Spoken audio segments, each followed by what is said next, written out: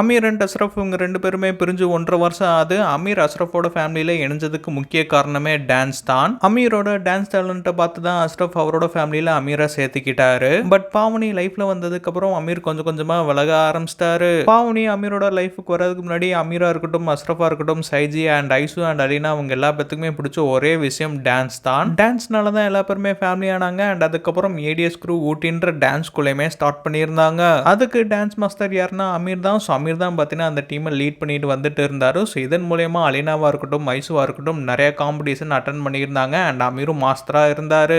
But Pavani லைஃப்ல வந்ததுக்கு அப்புறம் அமீர் ஃபேமிலியில இருந்து விலகுறாரு. அண்ட் ஏடிஎஸ் டான்ஸ் டீம்ல இருந்தும் கம்ப்ளீட்டா விலகுறாரு. அமீர் போனதுக்கு அப்புறம் இந்த டீம் பழைய மாதிரி இருக்காது, கண்டிப்பா யாருமே ஜெயிக்க மாட்டாங்கன்னு சொல்லிட்டு இந்த மாதிரி பேச்சுவார்த்தைகள் வந்திருக்கு. ஸோ அதுக்கு தான் பார்த்தீங்கன்னா இப்போ சைஜியும் பதிலடி கொடுத்துருக்காங்க.